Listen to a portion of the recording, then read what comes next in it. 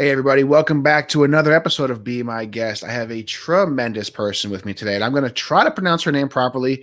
I'm going to butcher it, much like Zanya's name from last week. So, this is Jheannine Washington, and she is an amazing general manager and author, which we're going to get into in a little bit. But first, let me just say I apologize for the crazy look. Allergy season is here, and it is kicking my butt. So you probably can't see it behind my glasses, but my eyes are all puffy.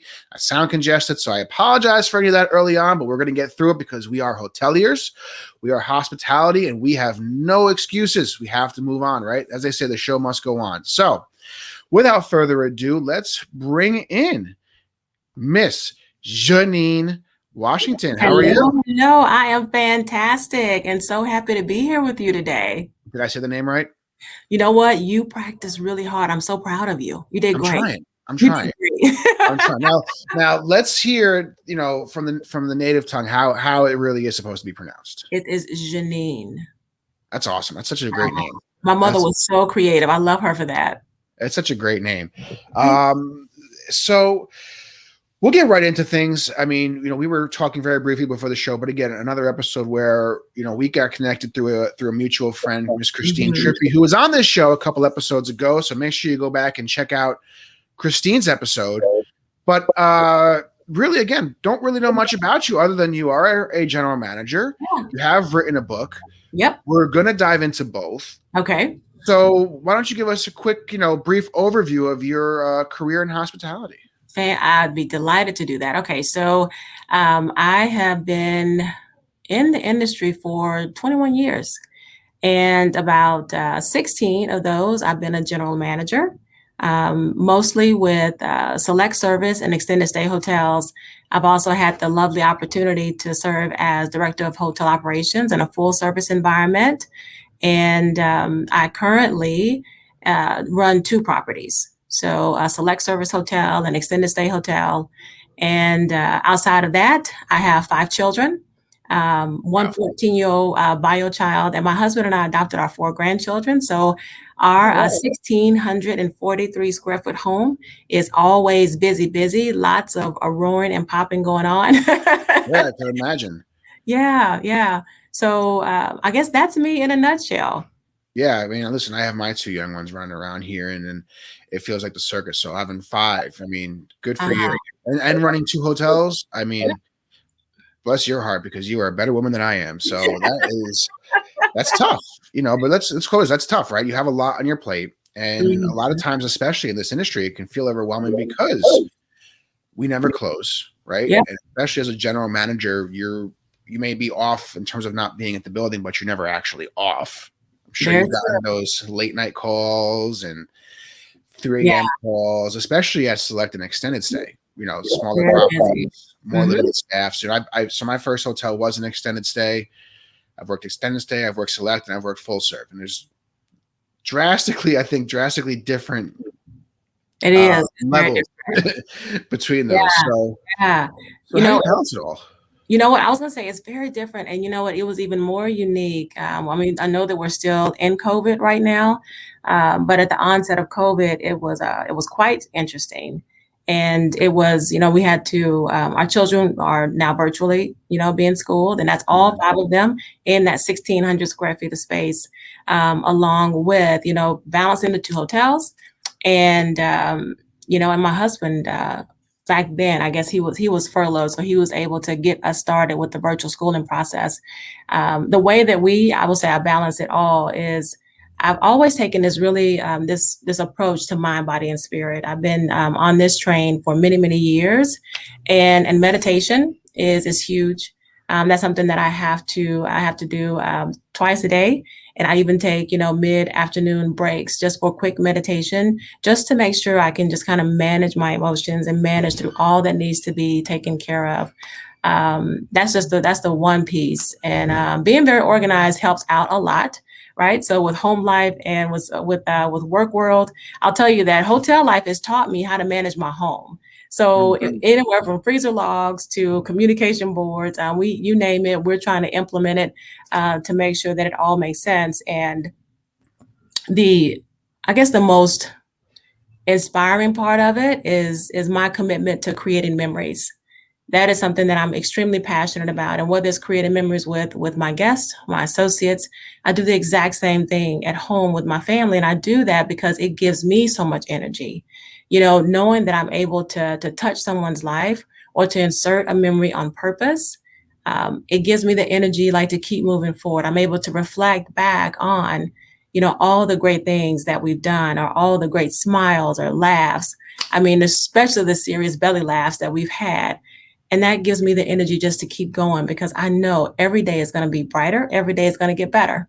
So attitude is huge too. I love that. And that's been a common theme we've had on this show.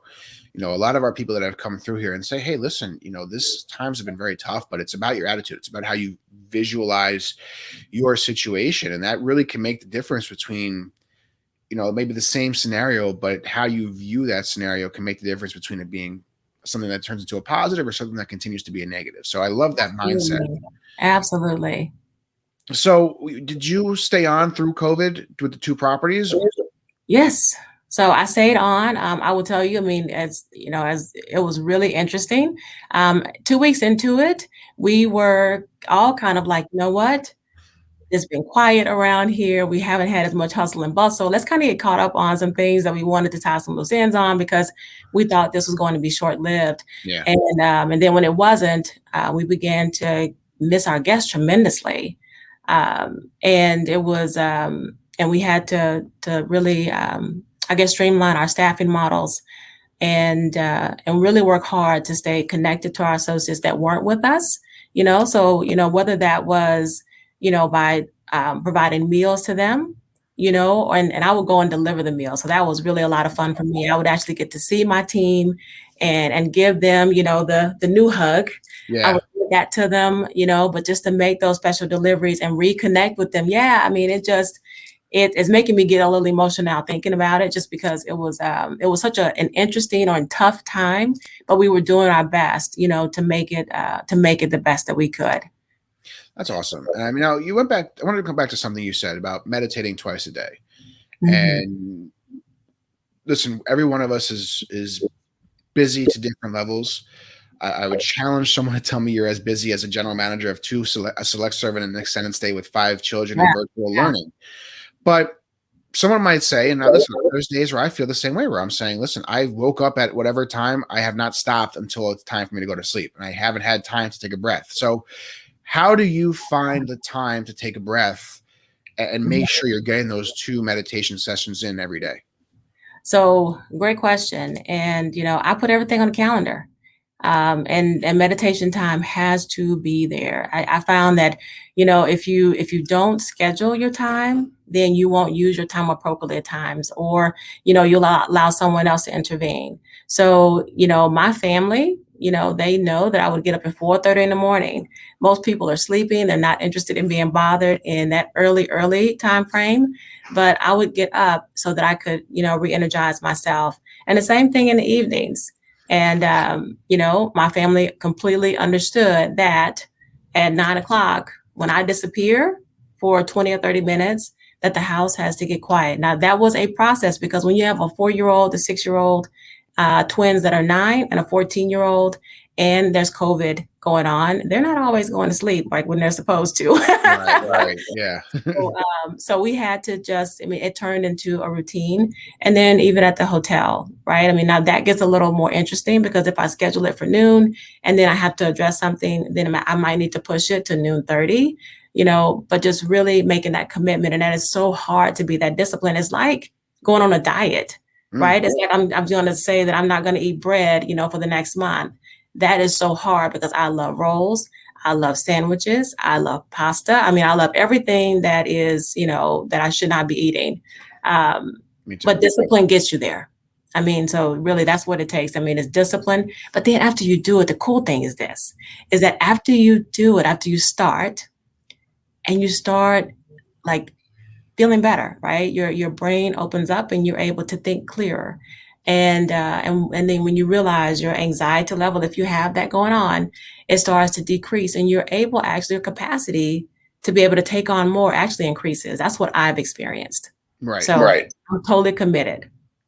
No, I love it. I love that. And I love that you're talking about the discipline aspect of it because, and we talked about this in the last episode, that there's a great quote from, I heard it from Anthony Malcurie from No Vacancy Live, but he heard it from somebody else. So unfortunately, I can't quote the proper Yeah. person, but it's don't trust your motivation or don't rely on your motivation, rely on your discipline. Because Yes. motivation is very fleeting, and motivation starts you off on the right path, but Mhm. once you lose that motivation, a week, a month, 6 months, a year, and whatever it may be, you have Mhm. to rely on your discipline to push you through those times and continue on that path that you want to get. So I love that you just brought up that discipline aspect. Absolutely. Absolutely. I agree completely. And it's also funny that you talk about scheduling everything in your day because in 2019, when I was a revenue manager and everything was rocking and rolling, and we have a million things going on, I literally had on my calendar everything I would do for the day. So I would come in and this is my time to forecast. This is my Yep. time to do this and that and that.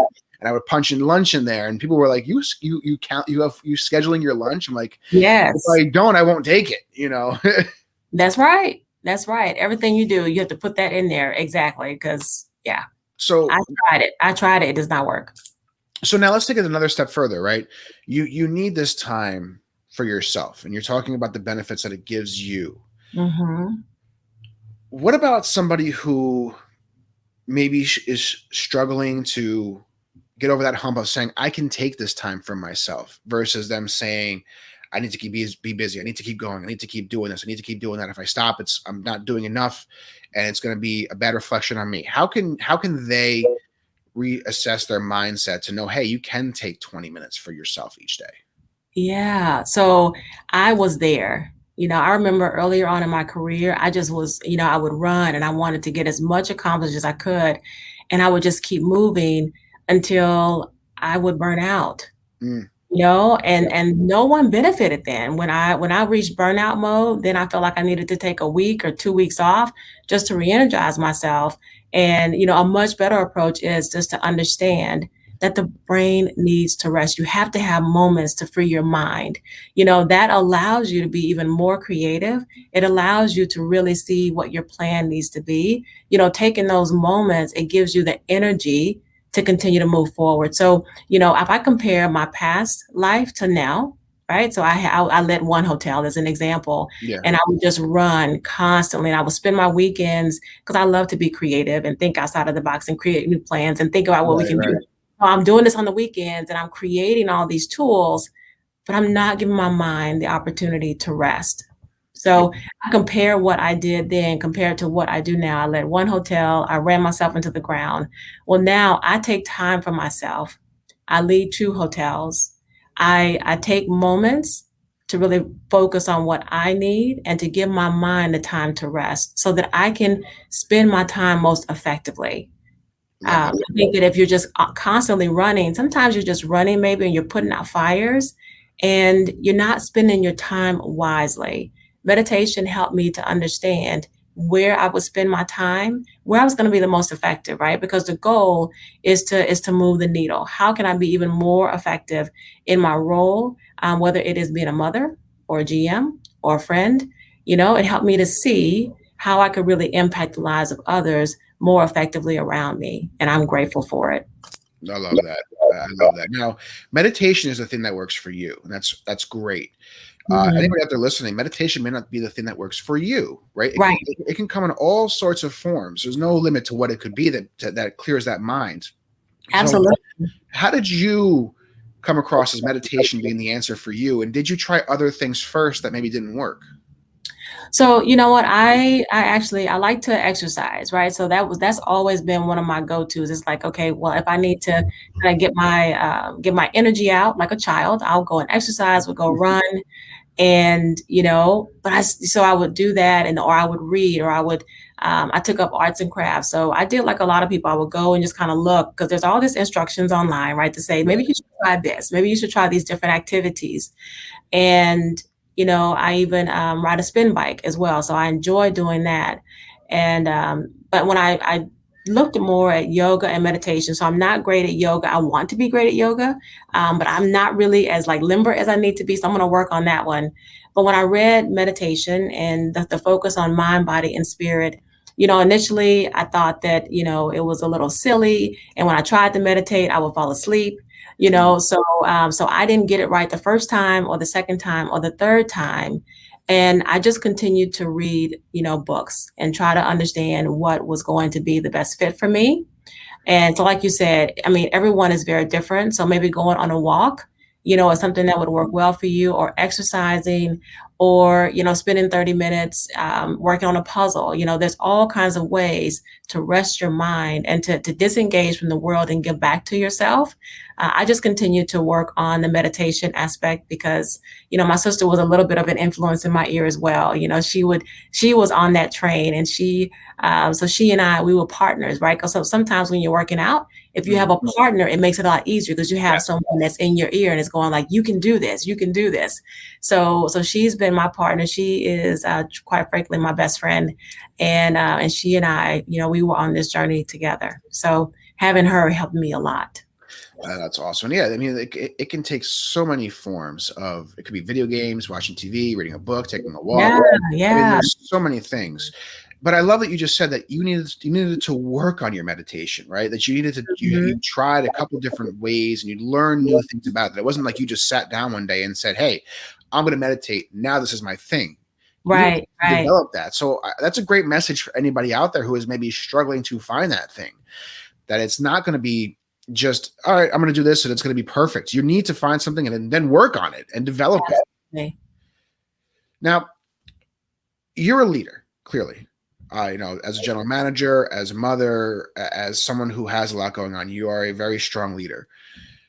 How have you, for other leaders out there, how have you been able to take that mindset of self-care and push that onto your team and allow them to feel comfortable in taking self-care for themselves versus being scared that if they take a second for themselves, you're going to come down hard on them?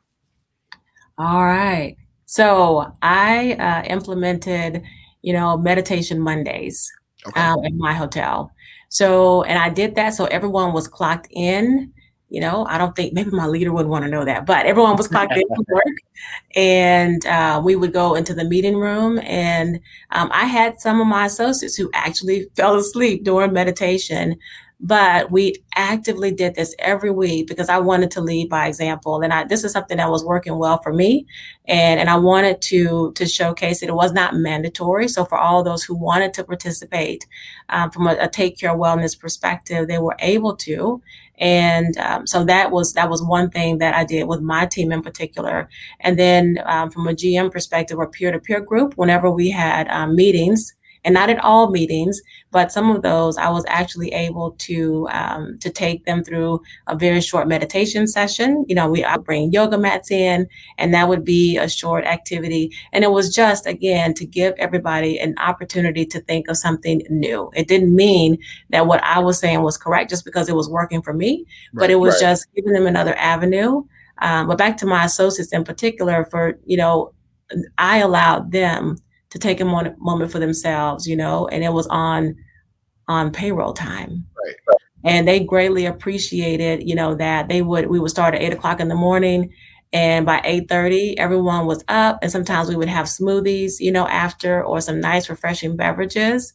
And not only did it make them feel more appreciated just in general, but those days were definitely more harmonious. Everyone was more like, how can I help you? What can I do for you? Yeah. No, absolutely. I mean, I think that's an amazing idea, right?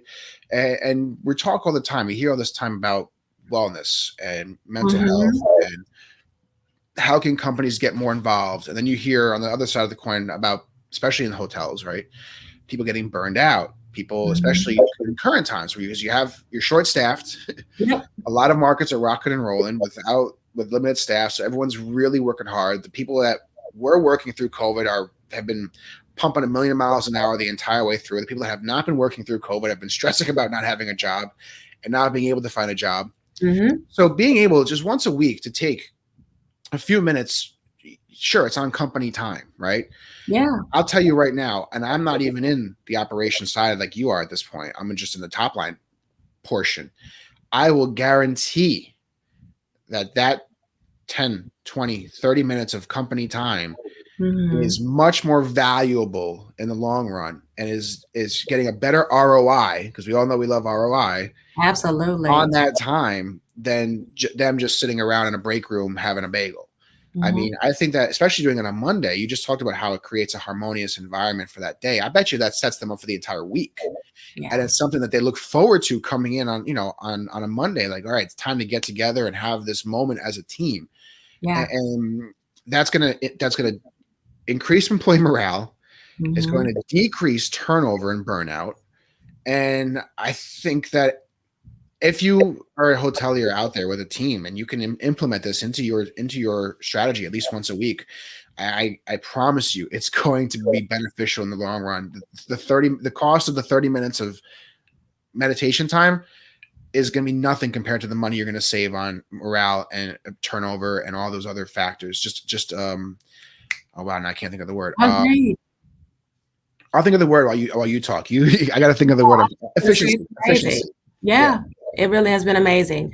And my team, not only did we go through COVID, we went through a rebranding from one Really. company to another, and I kept 90% of my team with me.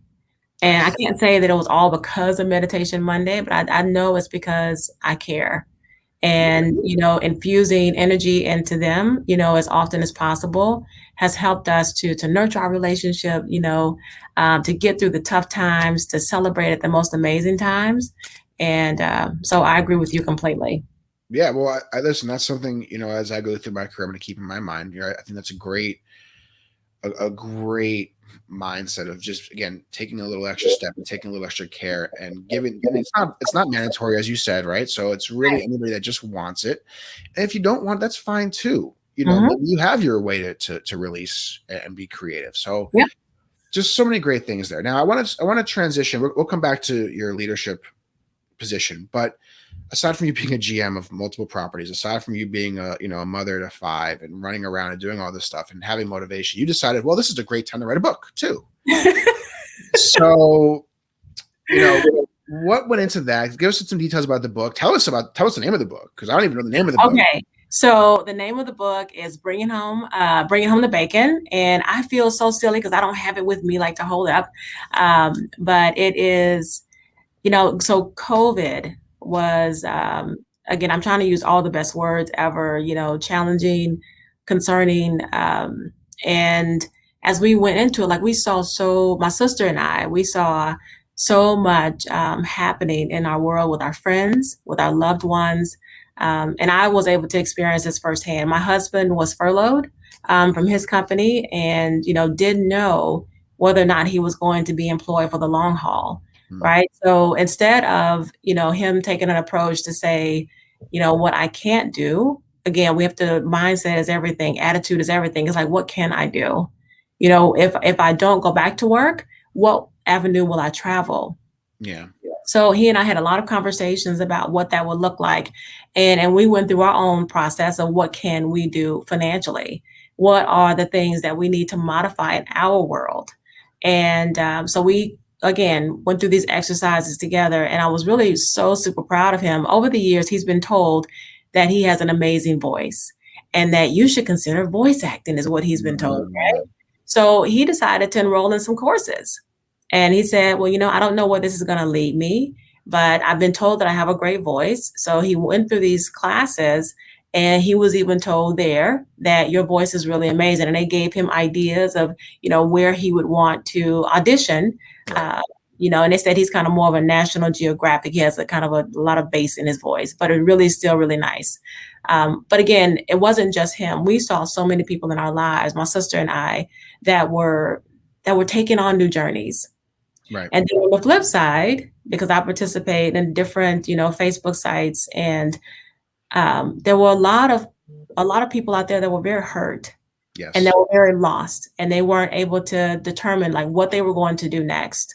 They had been in hospitality forever, they had been in their field forever, and businesses were closing. There were all these like negative domino effects of things that were happening, and So my sister and I, we pulled our heads together. She's been like really connected to finances for a very long time. She has a very strong passion there. I have the pleasure of doing some of that in my job right now. Right. Yep. And we both coach. I mean, there's different kinds of coaching that we both do, but we both have been doing this for a long time. And we put our heads together and we want to help others bring home the bacon. So it is if, when life throws you a curveball, what do? How do you assess where you are, and what steps you can take, if you need to take an alternate, avenue in your world, what would that look like and how do you get there? So one of the first pieces, in the book, it is just kind of level setting and just saying, where are you today? There's some good assessments in the book. There's some really good lessons, but it's like, coming face to face with your own truth. And whether that is how you're spending money, whether that is your relationship with money, or whether that is you just needing to take ownership of some things or some decisions that you made in your life, let's just do that, understand where we are, and then let's work on creating a plan so that you can move forward. There's no need to be stuck. There's no need to stay, in the place of not understanding what to do next, right? Because everyone gets over their hurdles differently. Some of us are able to meditate and just kind of make it happen. Yeah. Others need a little bit more motivation or some guidance, because maybe you missed that along the way. Maybe you don't have a coach like my sister and I, we coach each other. Maybe you don't have that person next to you that is telling you you can do it. Right. So that's what bringing home the bacon is all about. I love the title. It's really fun. When she and I came up with it, I'm like, that is going to rock. I totally love it. And again, we want everyone to have that opportunity to bring that bacon back into their lives. We need to, right? Now, where can people find it? You can find it on Amazon. Very, very easy. Just search it up, bringing home the bacon. It'll pop up and you'll know it when you see it because the cover of the book, there's raining money and then there's raining bacon and there's a house in the center. So we wanted to make it, fun and interesting. So get your copy, bring it home today. Now, you did this, so you co-wrote this with your sister? Mm-hmm. That's awesome. So how do you talked about getting into it, and actually going to bring it up right here so people can kind of see it on Amazon. There you go. Thank you. So make sure you guys definitely go and check that out because again, clearly there's a lot of going to be, this is a very short form conversation, right? There's a lot more that goes into this that I'm sure is going to be in your book. But so now how do you find the time between the meditation, between the kids and between the job and between the COVID, how do you find the time to sit down and really dive into writing a book? So I had to get really creative. I had to get outside of myself to say, how can I be a mother, right? Because I couldn't write a book at work. I had to do it at home and I have my children and my goal is to spend, a set amount of time with each one of them every day to know how much I love them, even if it's only 5 minutes of playing with my little one with his little G.I. Joe soldiers. So I had to figure out a way of how do I balance that and so that they don't feel like they're being neglected. Because the one thing that a parent can feel, mother or father, is that I have traded time with my children for another activity, even though I know the other activity is really worthwhile and needed and necessary. And so I decided to get them involved. So they weren't involved in writing the book, but I had the older children, I had them focus on their own business. So whenever I was working on my business, I told them, okay, you guys need to start working on a business plan, and I started to get them to thinking about some things that they may want to do above and beyond going to school every day. So my twins, one, my little girl, she says that she's gonna write books for children. So whenever I'm writing books and doing that with my sister, she would be working on her artwork and she would work on pieces to her books that she was going to share with the world. And her twin brother, he said that he was going to create a board game. So that's how we managed to balance that out instead of moving them to the side or locking myself into a room to say, shh, be quiet. Right. I had to figure out a way to get them involved in the whole process. So then we were all working towards a goal together. Wow. That as a parent, as a parent who is busy and has things going on, that is that idea is life changing, right? Because I've been in that situation where I need to get something done, Mhm. right? I need to get work done. And there are times where, if I'm doing work from home and I'll say, hey, come to my daughter, hey, come do homework with me and while I work. But there's a lot of times too where I'm saying, leave me alone. Like, Exactly. I'm sorry, I love you, but I can't. The common words, right? I don't have the time right now, which Yeah. is the worst thing you probably can say. Yeah. I'm very guilty of saying it. I'm not scared to admit that. So that's something I've consciously had to sit there and say, I need to be more cognizant of that. And, what is my Mhm. relationship with my children and making sure that I am giving them time when I'm working, however many hours a day and coming home tired and late and making sure that I'm not just kind of neglecting them. So I love the idea of being able to put your creative mindset in, but also get their creative mindset going and doing things Uh-huh. together. And I that's life changing. That's something I'm going to be taking from this conversation myself. So if you're out there and feeling the same way in your life, I would recommend taking that as well. That is awesome. Well, and then you watch their faces light up, right? Yeah. So when I introduced the idea to them, because I had to figure this out, I'm like, how do I do all these things? So, I mean, their faces would just light up. And it's like, oh, it's time to work on our business. And I'm like, yes, go get your crayons, go get your markers. And they are just energized, and so it's going to help them. Like, it's a good lesson for them, right? It's a good Yeah. memory to infuse into their world.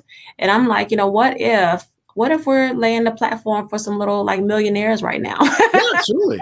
But also, at the very least, even if it never goes that far, what do children really want from their parents more than anything, right? Time. Absolutely. And so you're giving them time with you while still doing stuff that works for you, and Mhm. creating a mindset in them of being an entrepreneur. I mean, it's just it's a win-win-win for everybody involved. Yeah. I, Yeah. I I love that. Wow, I love that. My heart gets so warm just talking about it right now. I'm like, My okay. heart's warm about it just thinking about doing it with my daughter, and eventually my son when he gets a little bit older. Yeah. That's so cool. So we're gonna we're gonna pivot a little bit here, because if someone's watching this conversation, and is feeling overwhelmed and is feeling Mhm. overworked, and the children are running around and their job is overtaking their life, and this and that and this and that, and a million things that everyone goes through, they may sit here and say, well, Jheannine has Jheannine. Jheannine. Oh, I keep saying Jheannine. I Stop knew it. you were gonna do it just one time. We had At talked one about time, it. we did talk about it. Totally forgiven. We did. Jheannine, has it all together. She has it figured out.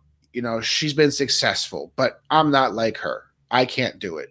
What would you tell that person? I would tell that person I was you. I would tell that person that I don't have it all figured out. I've had the pleasure of living and learning. I've made mistakes. I've hit brick walls. I had to figure out, what I needed to do to continue to grow myself, what I needed to do to work on the things that I knew that I needed to work on. And I would just say you have to start with step one, right? Step one is knowing that you're in a position that you don't want to be in and you want it to change. And then once you make that decision, you can just start identifying what are the things that you don't or that you want to see happen right in your life or the things that you want to see change. And then you just create many action steps, right, for those items.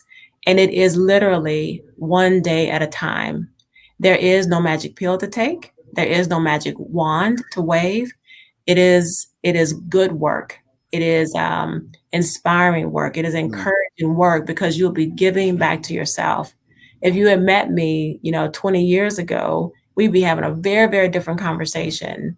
And I'm blessed and I'm fortunate that I did take the time just to stop and to say, you know what? I want my life to be different. mm. And making that decision made all the difference in the world. And this is a great time. Again, we're coming out of COVID now. Finally, it looks like, thankfully. Thankfully. But this has been a time we've talked on the show about it being a reset, right? And I know I've used it as a reset for myself because you're in that hustle and bustle, and sometimes you can't even recognize what's happening. But I want to take that a step further. And now, what if you're someone, if someone's out there and saying, they've put this kind of path in their mind that at this time I want to be here, at this point I want to be here, at this point I want to be here, at this point I want to be here, and at those points, they didn't have the degree that they wanted to at the age they wanted to. They didn't have the job they wanted to at the age they wanted to. They didn't make the money they wanted to at the age they wanted to. And now they're just sitting there saying, my whole life has been, I'm behind, and I can't catch up. What would you tell that person Yeah. about those kind of timelines and kind of the difference between having goals and letting those goals kind of define your entire life? There you go. That's you. Yeah, you Yeah, hit it right I've there. been there, so I get it. Same here. I've been there. Yeah. So I wanted to have my first child by 25. I mean, I had all these things, these touch Mhm. points or these milestones that I wanted to hit along the way. And you know, what I would tell anyone who is really planning your life out like that, like it's good to have a plan. You know, there's nothing wrong with having a plan and having goals. Um, but you also need to know, I would say from my perspective, is that sometimes the goals that we have set for ourselves, it may not really be like your purpose or where you really are supposed to be. Mm. And trusting in yourself, trusting in your intuition, and and just knowing that if you hit a brick wall and something changes for you in life, it doesn't mean it's the end of what's going to happen for you. I'll use my husband as an example. He was furloughed. He didn't know if he was going to have a job. He needed to decide what kind of direction he was going to take. And what he accepted was the fact that he was going to be a consultant. Mm. He was going to have to get outside of his own box. There's nothing wrong with getting outside of your own box and making a change in your life. Nothing that we're doing right now is a definition of who we are or where we're going to be. It is a part of our process. And the way that I see it is that every step that we make, it is unlocking new potential, right? So when you continue to unlock that new potential for yourself, today, David, is revenue management for you. Tomorrow, it could be GM of a hotel. It could be something totally different because you're continuing to learn and grow as you grow. Absolutely. I mean, and listen, I am number one on that list of people that had these defined goals in mind. And if I didn't get them at a certain point, oh, my life is never going to turn out the way I want it to be. And it's so insane because I'm doing this at 23, 24, 25, 26. It's like my whole life is ahead of me, you Completely. know? And honestly, through COVID is where it knocked me back. And, we made it through the year, right? My life didn't end. Me and my family weren't out on the streets. Right, I'm not right. saying it was easy. I'm not saying, I've was very fortunate in a lot of regards to be able to stay where I am. And I get that.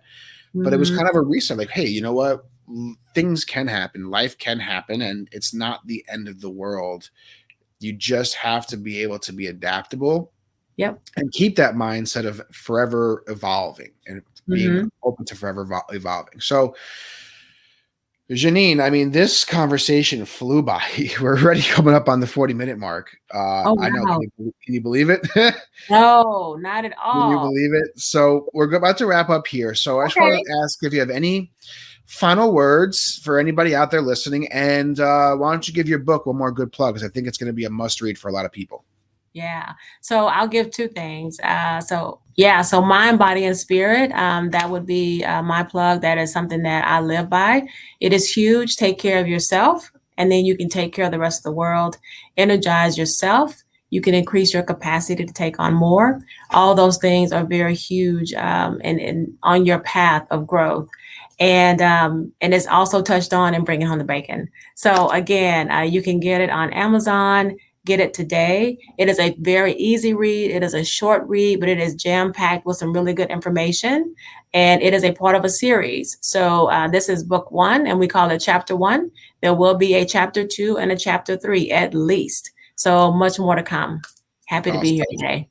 No, thank you so much. I mean, this was just tremendous insight, both for personal care as well as taking care of a team. I think that you are the epitome of what a good leader is. So thank you for joining.